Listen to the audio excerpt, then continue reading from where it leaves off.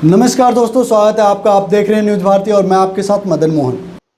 नमस्कार आप सबको। पुनः लाइव हूँ मैं एज पर योर एक्सपेक्टेशंस।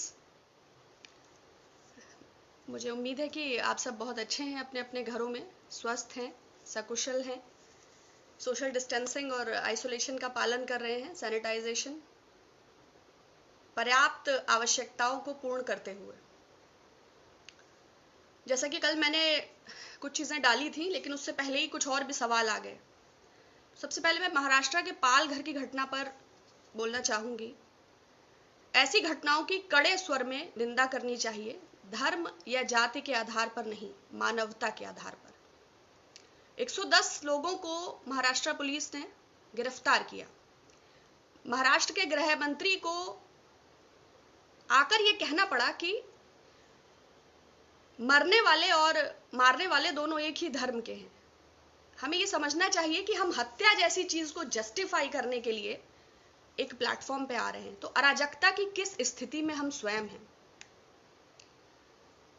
चाहे अखलाक हो, चाहे रहबर हो, चाहे विवेक तिवारी हो, चाहे कमलेश तिवारी हो, चाहे इंस्पेक्टर सुबोध सिंह बुलंदशहर का हो, चाहे सीओ जियाउल हक हो, आप वायलेंस को जस्टिफाई नहीं कर सकते।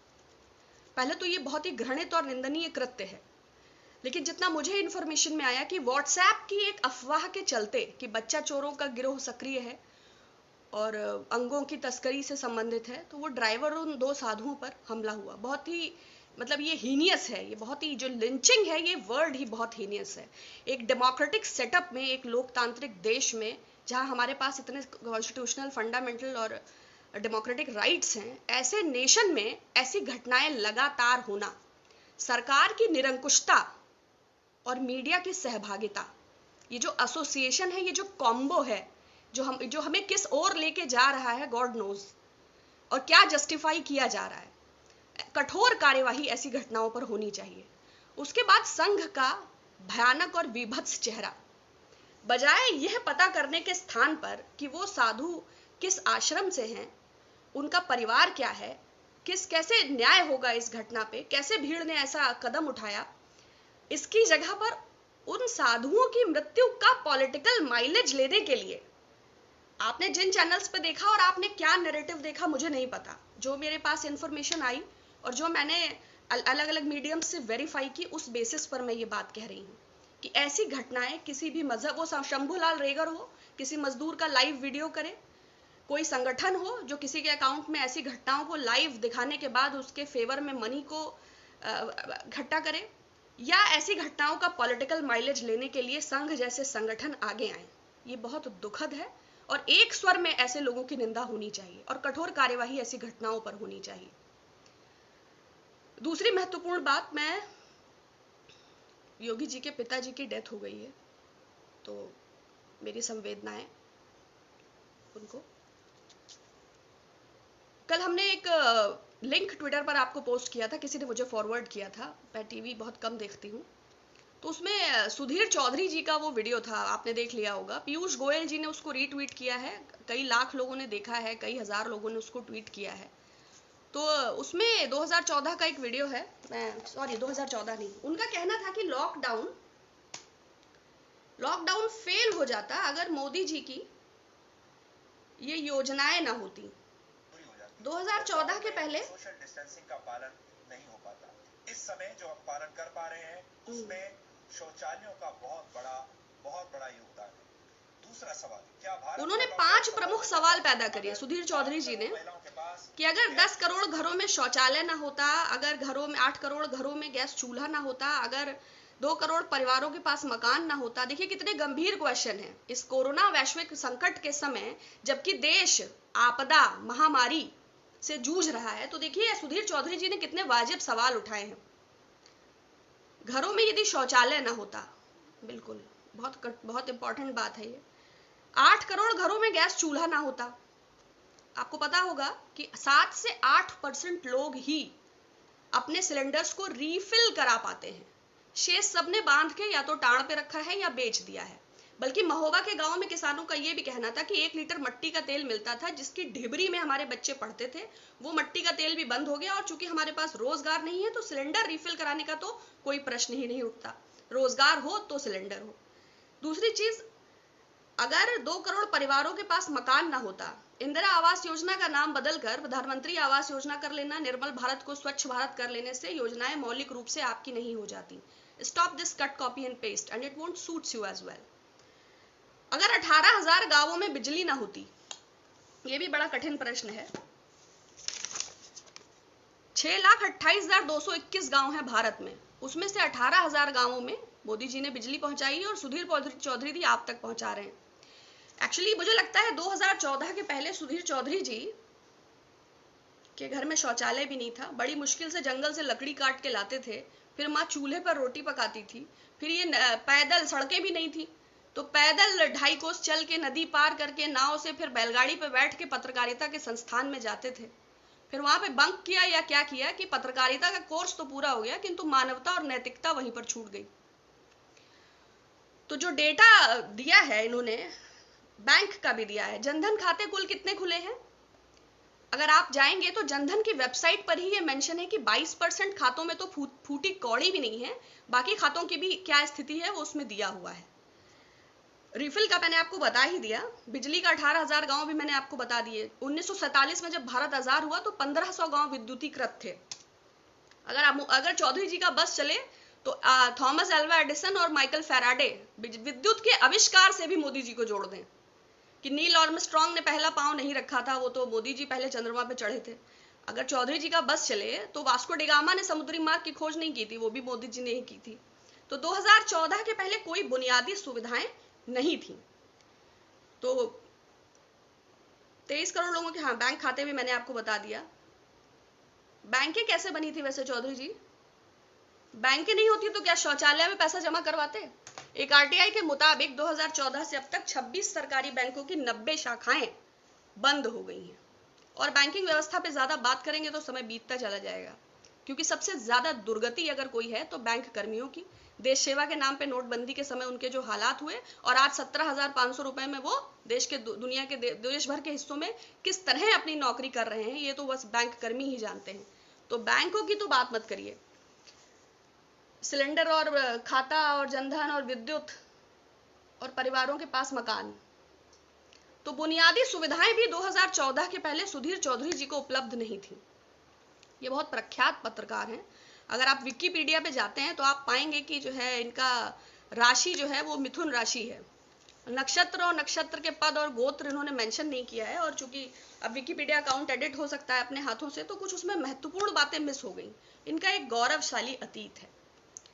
2012 में जिंदल स्टील्स प्राइवेट लिमिटेड से 100 करोड़ रुपए extortion money, 100 crore extortion money, extortion समझते हैं, रंगदारी, यू अंडरस्टैंड, अवैध वसूली।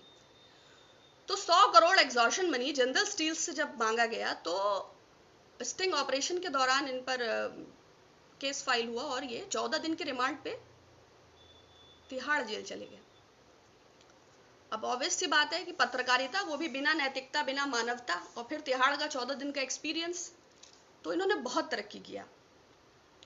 निकले तो थोड़ा मानसिक रूप से असंतुलन होना स्वाभाविक था, वो इनकी पत्रकारिता में भी दिखता रहता है। बगदादी और गद्दाफी और पत्थरबाजी और खलीफा, उससे बाहर निकल नहीं पाते हैं, लेकिन खैर इट हैपेंस। तो 2012 का जो भी एग्जॉर्शन का केस था, बट अभी जो इनके टाइमलाइन पे जो ट्वीट पिन है उसमें भारत के प्रधानमंत्री और अमेरिका के राष्ट्राध्यक्ष के साथ उनकी सेल्फी सुशोभित हो रही है। तो आप सोचिए, देश की दुनिया की दो ताकतवर हस्तियों के बीच में बैठ के सेल्फी ले रहे हैं, तो कितने ताकतवर पत्रकार हैं। अब इतनी ताकत रहेगी तो मानवता और मूल्य और नैतिकता और पत्रकारिता और चाटुकारिता, इसमें भेद भी समझ नहीं आएगा। तो इनके 2014 की बुनियादी हम लोग जो बातें कर रहे थे, 2005 से 2014 के बीच, देखिए अगर हम 1947 से जोड़ेंगे ना तो हम हर अगले दिन सबल हुए हैं। ये बात अलग है कि शायद विज्ञापन उतना नहीं हुआ है, लोगों तक चीजों को पहुंचाने के लिए बहुत प्रयास किया गया है। आज 80 करोड़ भारतवासी खाद्य सुरक्षा कानून के अंतर्गत राशन वितरण प्रणाली में ही अपनी भूख मिटा रहे हैं। भाजपा के माननीय हुकुम सिंह जी अब दिवंगत हैं, वो इस बैकुंठ में हैं, यदि वो आप उनका भाषण निकालेंगे तो फूड सिक्योरिटी बिल को उन्होंने बहुत क्रिटिसाइज किया था, किंतु यदि वे स्वर्ग से धरती पर देख रहे होंगे तो वो देखेंगे कि आज भारतवासियों का कल्याण इस खाद्य सुरक्षा कानून से ही हो पा रहा है। जो 80 करोड़ भारतवासियों को भोजन सुनिश्चित हो रहा है, जो विपक्ष लगातार दबाव कर रहा है कि एफसीआई के गोडाउन से आप निकालिए, अंत्योदय राशन कार्ड का लिमिट हटाइए, पर्याप्त भोजन है, राशन मुहैया कराइए, तो ये खाद्य सुरक्षा कानून मनमोहन सिंह सरकार के समय का है। जब आधार कार्ड आया, यूनिक आइडेंटिफिकेशन नंबर, बहुत क्रिटिसिज्म हुआ, उस वक्त भाजपा विपक्ष में थी। हालांकि यूनाइटेड नेशंस ने उस कदम की बहुत तारीफ की। आज ड्राइविंग लाइसेंस हो, पैन कार्ड हो, राशन कार्ड हो, अंत्योदय कार्ड हो, कोई भी कार्ड हो, पासपोर्ट हो, वोटर आईडी हो, सब चीजें आपके आधार कार्ड से ही जुड़ी हैं। ये उस वक्त की देन है। शिक्षा का कानून, शिक्षा से भारतीय जनता पार्टी का दूर दूर तक कोई संदर्भ नहीं है, क्योंकि बौद्धिकता पर हमले की प्रक्रिया में वो सबसे अग्रणी है। 2014 के बाद इंस्टीट्यूशंस की क्रेडिबिलिटी को डैमेज करने के लिए जो जो हथकंडे अपनाए जा सकते थे, चाहे वो श्रीमती स्मृति ईरानी जी को एचआरडी मिनिस्टर बनाना हो, चाहे वीसीज को चेंज करना हो, चाहे सिलेबस में चेंज करना हो, चाहे सिस्टमैटिक अप्रोच के साथ इंस्टीट्यूशंस को डैमेज करना हो, वो सब कुछ किया गया। खैर, शिक्षा के कानून के अंतर्गत 14 लाख से ज्यादा स्कूलों में 20 करोड़ से ज्यादा बच्चे शिक्षा पा रहे हैं, और वही भारत के निर्माण की नींव है। इसके अलावा बहुत महत्वपूर्ण, हालांकि अब बात नेशनल सिक्योरिटी की आएगी तो जॉर्ज बुश के समय न्यूक्लियर डील भी हुआ था, उतना ऐड नहीं हुआ था, चंद्रयान लैंडिंग की तरह उस इवेंट को प्रोजेक्ट नहीं किया गया होगा, लेकिन जो जानते हैं उन्हें पता होगा। चाहे राइट टू इन्फॉर्मेशन भी आया, जिसको आप भारतीय जनता पार्टी ने बहुत कमजोर कर दिया, लेकिन सवाल उठाने की प्रक्रिया में वो बहुत बड़ा कदम था, जिसको दिन ब दिन। हेलो चित्रा जी, हेलो निरपेंद्र जी, खेल कुछ, हाँ बिल्कुल बिल्कुल, नमस्कार महेंद्र जी, नमस्कार मनोज सांगवान जी, नमस्कार डॉक्टर समरथ, हेलो हंसराज जी, सगीर अनवर जी, नमस्कार नमस्कार। तो खाद्य सुरक्षा कानून हो, जननी सुरक्षा योजना हो, है ना, निर्मल भारत स्वच्छ भारत किया गया हो, बैंक बनाए गए हो, पीएसयूज के लिए पॉलिसी लाई गई हो।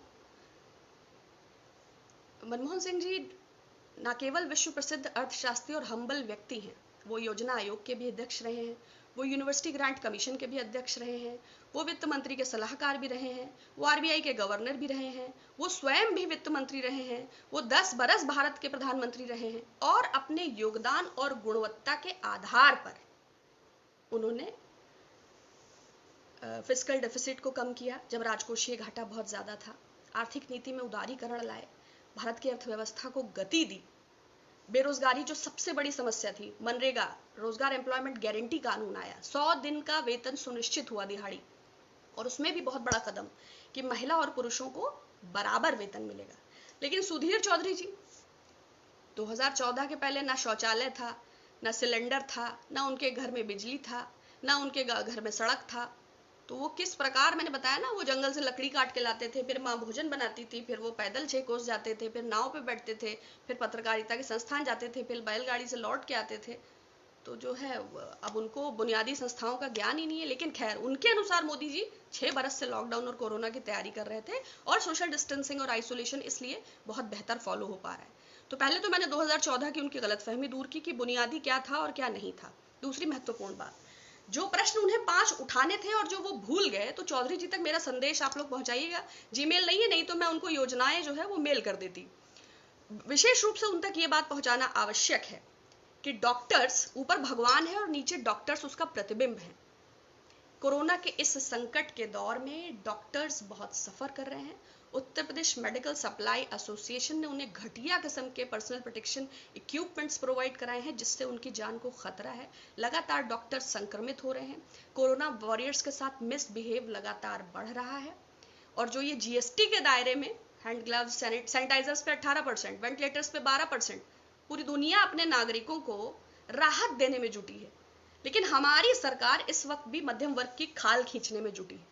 मध्यम वर्ग ही कंज्यूमर है हर प्रकार का। हम लोग ही बचते हैं, ना तो किसानी कर सकते हैं, ना परचून की दुकान खोल सकते हैं, ना लेबरी करने जा सकते हैं, ना दिहाड़ी कर सकते हैं, ना मजदूरी कर सकते हैं, और ना काम धंधा बचा है। नमस्कार किशोर जी, नमस्कार नारायण जी, नमस्कार प्रशांत कुमार जी, नमस्कार शशि जी, नमस्कार अख्तर जी, नमस्कार SS काजल जी, आप सबका बहुत धन्यवाद। आपके प्रश्न मुझे लगातार मिलते हैं जो मुझे इस माहौल के अनुरूप लगते हैं, उनका मैं उत्तर देने का पूरा प्रयास करती हूँ। नमस्कार विक्रम जी, नमस्कार दीपक जी।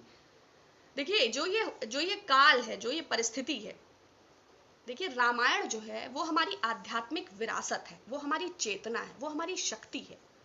लेकिन इस देश की जो लोकतांत्रिक चेतना है, जो हमारा कॉन्स्टिट्यूशन है, जो बहुत सारे लोगों ने मिलके, है ना, जो एक ड्राफ्टिंग कमेटी थी, डॉक्टर राजेंद्र प्रसाद थे, नेहरू जी थे, राजगोपालाचारी जी थे, सरोजनी नायडू जी थी, मौलाना अब्दुल कलाम साहब थे, खान अब्दुल गफ्फार खान साहब थे, विभिन्न समुदाय, धर्म, जातियों से मिले जुले लोग ने जो एक ब्यूटीफुली एक हमारे डेमोक्रेटिक सेटअप को क्रिएट किया।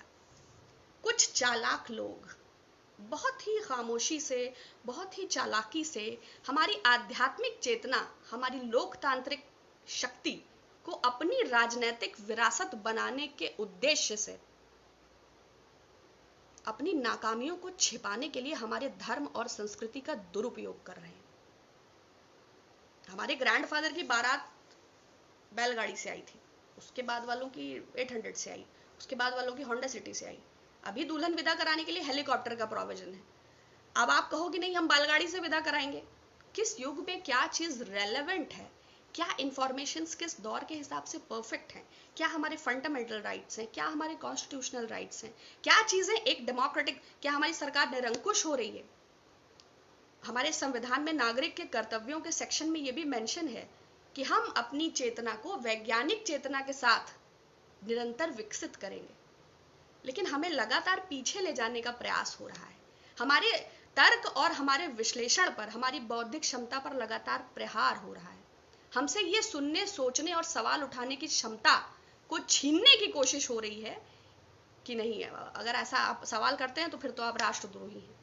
अदरवाइज दो साधुओं के मरने पर उनके आश्रम का पता किया जाता, उनके साथ न्याय संगत व्यवहार होता, उनके साथ पॉलिटिकल माइलेज लेने के लिए संघ परिवार आगे नहीं आता। ये बहुत दुखद है। और इसमें मीडिया की सहभागिता,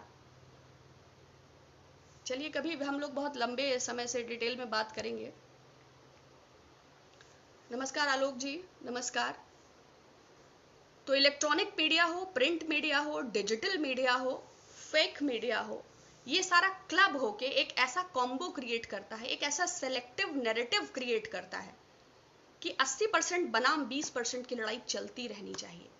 तो बहुसंख्यकों को मूर्ख समझना बंद करना चाहिए सरकार को। हमें हमारे धर्म, हमारी चेतना, हमारी संस्कृति, हमारे पुराण, हमारे वेद, हमारे उपनिषद और हमारे शास्त्रों का भली भांति ज्ञान है। अगर कोई टीकाकार अपने आप को टिप्पणी लिखने के बाद वाल्मीकि या गोस्वामी तुलसीदास रचित रामायण का अधिष्ठात्र समझ लेता है तो ये भूल उसे नहीं करनी चाहिए। ये बहुत से विषयों पर आपसे बात होगी। फिलहाल मैं इतना ही कहना चाहूंगी कि बी वेरी जेन्युइन, चीजों को विवेक के आधार पर जज करने की कोशिश करें, है ना। कोई चीज रंग रूप से बहुत सुंदर लगती है लेकिन उसमें नमक, शक्कर, नींबू क्या पड़ा है वो आप सिर्फ खुशबू से नहीं समझ सकते हैं।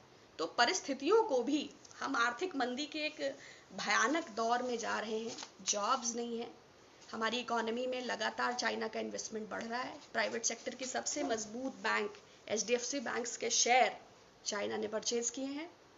आपको पता चला होगा वॉलमार्ट में उनका क्या इन्वेस्टमेंट्स है, 400 से ज़्यादा स्टार्टअप्स में उनका क्या इन्वेस्टमेंट है, यूनिकॉर्न कंपनीज में उनका क्या इन्वेस्टमेंट है, आपको बिल्कुल पता होगा। ऐसा ना हो कि 1857 की क्रांति से और 1947 की आज़ादी तक जो 90 वर्ष का हमारा चिंतन है, जिसमें हजारों लोग फना हो गए, लाखों लोग दफन हो गए, बिना इस बात की परवाह की हमारी आज़ादी के लिए कितनी नींव की ईंटों में कितने लोग हैं। ऐसा ना हो कि जो इतना लड़ झगड़ के, इतना मुश्किलों से हमने जो ये विश्लेषण, बौद्धिकता और तर्क की क्षमता पाई थी, कुछ लोगों के फॉल्स प्रोपेगेंडा के चलते हम उसे गंवा दें और कोई नई ईस्ट इंडिया कंपनी खड़ी हो जाए। अब वो अंबानी की हो या चाइना की हो हमें नहीं पता, लेकिन हमारी स्थिति दुरूह है और हमें ये समझना चाहिए। बहुत धन्यवाद, फिर बात होगी आपसे। Many thanks. दोस्तों इस टॉपिक पे इतना ही। अगर हमारा ये वीडियो आपको अच्छा लगा तो वीडियो को लाइक कर दीजिए, शेयर जरूर कीजिएगा। और जो साथी पहली बार हमारे चैनल पर आए हैं, आपसे निवेदन है कि हमारे चैनल को सब्सक्राइब कर लें और बेल आइकन जोड़ दबा दें ताकि हमारा हर एक वीडियो सबसे पहले आपको मिले। जय हिंद, जय भारत, जय संविधान।